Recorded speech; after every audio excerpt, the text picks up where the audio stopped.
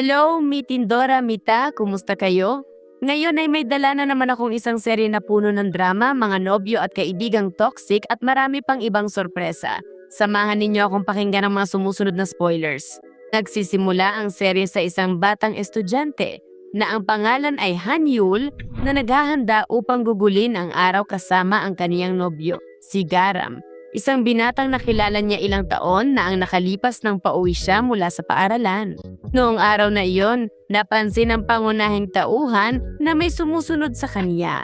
At nang lumingon siya upang subukang alamin kung sino iyon, lumapit sa kanya si Garam upang hingin ang numero ng kaniyang telepono. Dahil bata pa at walang karanasan sa pag-ibig si Hanyul, pumayag siyang lumabas kasama niya nang hindi man lang nagdalawang isip at mula noon ay naging isang magandang magkapareha sila. Pagdating sa lugar ng pagkikita, ilang minuto nang naghihintay ang pangunahing tauhan nang walang anumang balita mula sa kanyang nobyo. Kaya nagpasya siyang padalhan ito ng mensahe pero kalaunan ay pinagsisihan niya ito at binura iyon dahil ayaw niya itong pilitin. Sa sandaling iyon, isang kaibigan ni Hanyul na ang pangalan ay Hoyung na namamasyal kasama ang kanyang nobya na si Johwa ay lumapit sa kanya upang makipagkwentuhan sandali at yayain siyang mamasyal kasama nila. Gayunpaman, pinili ng pangunahing tauhan na manatili roon upang hintayin ang kanyang nobyo. Pero sa huli ay gumabi na at hindi kailanman dumating si Garam, kaya dismayado siyang nagpasiyang umuwi. Habang nasa daan, natuklasan ni Hanyul mula sa malayo ang kanyang nobyo na si Garam na naglalakad ng magkahawak kamay kasama ang ibang babae, kaya napagtanto niyang niloloko siya nito at pinaglaruan lamang siya. Ilang sandali pagkatapos noon, pagdating niya sa bahay, humagulgol si Hanyul. Kinaumagahan, nagpasya siyang makipaghiwalay kay Garam at sinubukan naman nitong magpaliwanag sa pamamagitan ng pagsasabing ang kanyang ama ay may sakit at nasa ospital. Aray, ang kapal naman. Pagkatapos noon, lumingo ng pangunahing tauhan at nabangga niya ang isa niyang kaklase na ang pangalan ay Woo Hyun na matapos tanungin si Hanyul kung kasintahan ba siya ni Garam ay nakatanggap ng mga salitang mapanukso mula rito. Pagkarinig nito kay Hanyul na sinasabing kakahiwalay lamang niya rito, nagpasya siyang umalis sa lugar nang hindi nagsasalita kahit isang salita. Pagdating sa klase, iniutos ng propesor sa kanyang mga estudyante na makilahok sa mga aktibidad na inihahanda ng institusyon para sa kanila, kaya nagsimulang pagdebatehan ng mga estudyante kung aling aktibidad ang pinakagusto nila. Pagkatapos, iminungkahi ni Hanyul sa kaibigan niyang si Hoyung na sabay silang sumali sa excursion. Kaya kahit siniguro sa kanya ng kanyang nobyang si Johwa na gusto niyang pumunta sa museo, sinunod ng binata ang pangunahing tauhan at nagpasyang samahan siya. Sa pag-uwi, kitang-kitang nainis si Johwa sa nangyari at nagsimula niyang iwasan si Hoyung. Gayunpaman, sa sandaling iyon, nagsimulang umiyak si Hanyul habang inaalala ang nangyari kay Garam at lumapit ang binata sa pangunahing tauhan upang kamustahin siya na naging dahilan ng pagsiselos ng kanyang nobya na ipinagpalagay na mas nag-aalala siya kay Hanyul kaysa sa kanya mismo. Kalaunan, sa gabi habang nasa bahay si Hanyul, nagpadala si Garam sa kanya ng mensahe na ipinapaalam na nasa kanya ang pitaka niya dahil nang iwanan niya ito ay nahulog iyon sa sahig ng mabangga niya si Woo Hyun. Kaya kinabukasan nang pumunta ang pangunahing tauhan upang kunin iyon, nakiusap ang dati niyang nobyo na balikan siya nito at tiniyak pa sa kanya na ang babaeng kasama niya noong gabing iyon ay kaibigan lamang. Bilang tugon, sinabi ni Hanyul na hindi siya naniniwala at nilinaw na hindi na siya babalik sa kanya. Lumapit si Woo Hyun, inalok siya ng tubig at sabay silang pumasok sa klase. Doon ay ipinaliwanag ng propesor sa kanila ang mga detalye ng excursion at ilang saglit pagkatapos noon ay umalis sila sakay ng kanilang van patungong Dalampasigan. Pagdating doon, habang may ilang estudyanteng nagtatalo sa isa't isa, umalis si Hanyul na mag-isa upang maglakad sa tabing dagat. Gayunpaman, makalipas ang ilang minuto, muling lumapit sa kaniya si Woo Hyun at nang maupo sila upang mag-usap, ipinahayag ng pangunahing tauhan ang kaniyang pagkamangha sa asal na ipinapakita nito sa kaniya dahil palagi itong nag-iisa at hindi nakikipag-usap kaninuman na ikinagalit ng binata na masama ang naging reaksyon at hiniling na umalis siya at pabayaan siyang mag-isa. Naimagin ko si Hanyul na iniisip, Sinasabi ko lang naman.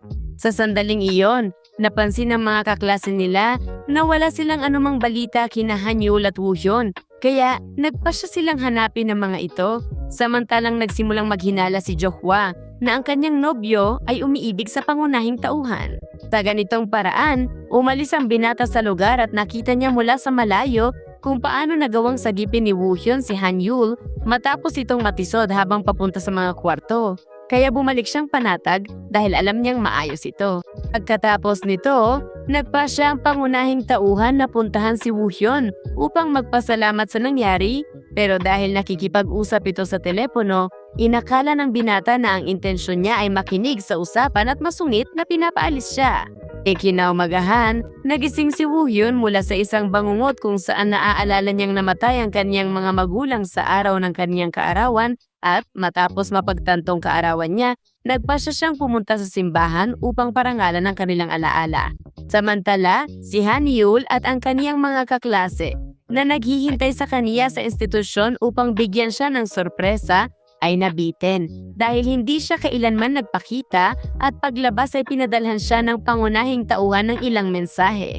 Pagkatapos noon, nakita ni Hanyul si Garam mula sa malayo at tumakbo siya upang hindi na ito muling makalapit sa kanya.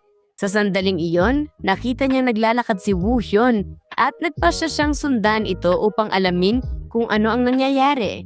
At sa ganitong paraan ay nasundan niya ito hanggang sa simbahan at mula sa labas, narinig niya ang usapan nito at ng pari tungkol sa pagkamatay ng mga magulang nito at natuklasan niyang iyon ang dahilan ng kanyang pag-uugali. Nagsisinungaling ako. Paglabas, lumapit si Hanyul sa kaniya upang makipag-usap at kahit nagpapanggap siyang walang alam sa nangyari, inamin nito na alam niyang sinusundan niya ito. Ang lalaking ito ay isang ninja. Sa sandaling iyon, naalala ni Woohyun ang isang pag-uusap nila ng pari kung saan inamin niyang nitong mga huli ay masaya siya kapag kasama niya si Hanyul. Gayunpaman nang tiyakin sa kaniya ng pari na ang tanging hangarin nito ay tulungan siyang muling makamit ang kaligayahan, sumagot siya ng may matinding pagkadismaya na ayaw niya ng tulong ni Numan at umalis sa lugar. Sa gayon, pagdating niya sa bahay, napahagulhol ang binata matapos makatanggap ng mensahe mula sa pangunahing tauhan na muli na namang nag-aalala para sa kaniya at habang naaalala ang pagtatalo nila.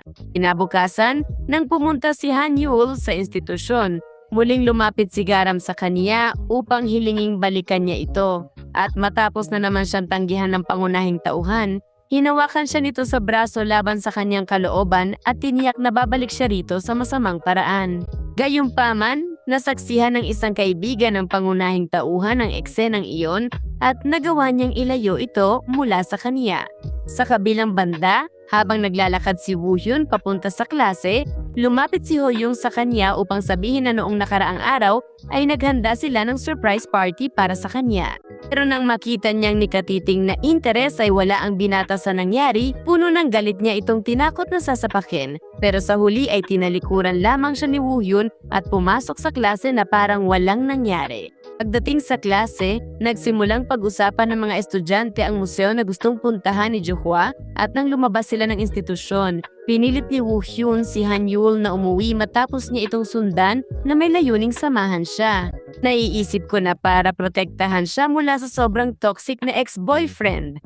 Dahil dito, umuwi ang pangunahing tauhan, pero pagdating niya sa kanyang gusali ay nadatnan niya si Garam, ang sobrang toxic na ex-boyfriend kasama ang dalawa nitong kaibigan na nagbabanta na bubugbugin siya nilang lahat kung hindi siya papayag na balikan ito.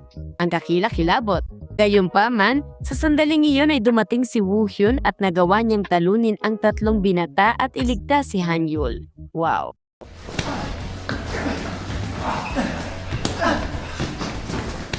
Matapos ang nangyari, natuklasan natin na si Johwa ang may pakanang pananambang sa pangunahing tauhan at nakipagsabwatan siya kay Garam sa lahat ng ito dahil sa selos na nararamdaman niya para sa kanya. Pagkatapos, inanyayahan ni Hanyul si Woohyun sa kanyang bahay at matapos gamutin ang mga sugat nito, nagpaalam sila sa isa't isa na kitang-kitang umiibig ang isa sa isa.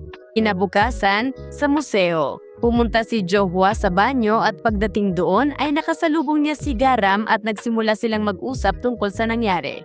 Gayunpaman, sa sandaling iyon ay pumunta rin sa banyo si Hanyul at ang kanyang mga kaibigan, at matapos makita ang dalawa na nag-uusap, nagtago sila ilang metro sa likuran upang pakinggan ang pag-uusap. Sa kabilang banda, tinanong ni Woo Hyun si Hoyong kung umiibig ba ito sa pangunahing tauhan dahil sa matindi nitong interes sa kaniya. Gayunpaman, sumagot ito na hindi. At matapos tiyakin sa kaniya na itinuturing niya lamang siya na isang kaibigan, nagpasalamat siya rito sa pagdepensa sa kanya noong nakaraang gabi. Pagkatapos noon, pumunta rin sina Woo Hyun at Hoyong sa banyo dahil lahat sila ay gustong magbanyo sa sandaling iyon, at doon ay natuklasan nila kasama si Hanyul ang katotohanan ng nangyari, kaya hinarap ni Hoyong si Garam pero lubusan siyang binaliwala nito at umalis nang hindi nagsasalita kahit isang salita. Tungkol naman kay Johwa, tinanong siya ng pangunahing tauhan kung bakit nito sinubukang saktan siya, pero ito, ng buong prangka, ay sumagot na ang dahilan ay ang selos na nararamdaman nito para sa kanya. Naging tapat siya. Sa gabi, iginigit ng kaibigan ni Hanyul na samahan ang pangunahing tauhan hanggang sa bahay dahil sa takot na baka subukan na naman ni Garam na saktan siya, pero tiniyak niya rito na walang mangyayari sa kanya at nagpaalam siya. Sa kabilang banda, pumunta si Hoyong sa bahay ng kanyang nobya at pinadalhan niya ito ng mensahe na nagsasabing hinihintay niya siya upang humingi ng tawad dahil hindi siya nag-alala para rito. Gayunpaman, matapos ang mahabang paghihintay, hindi lumabas si Johwa at nagsimulang maghinala ang binata na hindi na katulad ng dati ang nararamdaman niya para rito. Pagkatapos nito, nakipagkita si Woo Hyun kay Hanyul at inamin nito na hindi niya maintindihan kung bakit maaring magselo sa kanya si Johwa dahil matagal na silang matalik na magkaibigan. Pinakalma siya ng binata at tiniyak na magiging maayos din ang kanilang pagkakaibigan. Sa mga kaibigang ganyan, sino pa ang kailangan? Kinabukasan, dumating ang mga estudyante sa institusyon at nakumbinsi ng kaibigan ni Hanyul ang kanilang mga kaklase na magpakuha ng mga litrato ng magkakasama dahil iyon na ang huling araw ng klase. Gayunpaman, sa paglabas nila ay napansin nilang hindi pumasok si Johwa, kaya nagpasya si Hoyong na pumunta sa bahay nito upang subukang kausapin siya. Pagkatapos nito, hinawakan ni Hanyul sa braso ang kanyang kaibigan at naglakad din sila patungo sa bahay ni Johwa, kaya nagpasya si Woo Hyun na sundan sila. Pagdating doon, sa wakas ay nakita siya ni Hoyong at matapos humingi ng tawad sa kanyang asal nitong mga nakalipas na araw, niyakap niya ito habang umiiyak at sa gayon ay muli nilang itinuloy ang kanilang relasyon. Kasunod nito ay dumating din si Hanyul at ang kaniyang kaibigan. At matapos makipagkwentuhan ng sandali, ay nagtagumpay silang mabawi rin ang kanilang pagkakaibigan.